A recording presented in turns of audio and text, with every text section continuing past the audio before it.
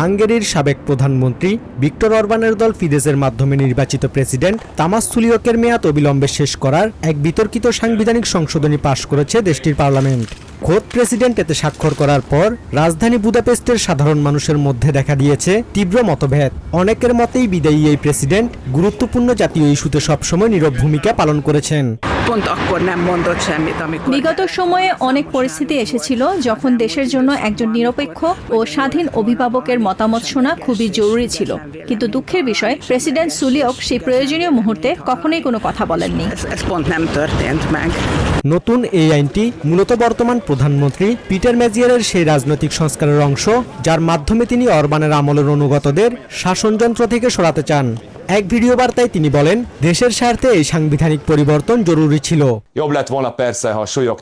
President সুলিয়ক যদি নিজের দায়িত্ব ও বোধ থেকে আগেই পদত্যাগ করতেন তবে সেটি অনেক বেশি মর্যাদাপূর্ণ হতো, কিন্তু হাঙ্গেরির রাষ্ট্রকে তো আর ব্যর্থ অরবান সরকারের অনুগতদের মর্জির উপর ছেড়ে দেয়া যায় না।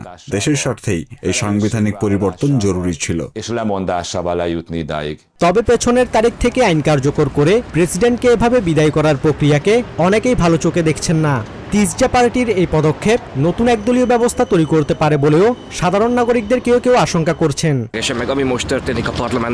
সত্যি বলতে পেছনের তারিখ থেকে আইন পাশ করা এখন পার্লামেন্টে যা চলছে তা আমার একদমই পছন্দ নয়। আমি পরিবর্তনের বিরোধী নই, তবে প্রেসিডেন্টকে জোর করে সরানোর এই প্রক্রিয়াটি ভুল দিকে গেছে। সামনে কি হয় তা দেখার অপেক্ষায় আছে।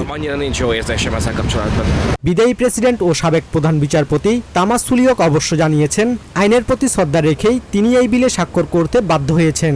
তবে এই ধরনের রাজনৈতিক সংস্কার হাঙ্গেরির আইনের শাসনকে ক্ষতিগ্রস্ত করেছে বলে তিনি সতর্কবার্তা উচ্চারণ করেছেন।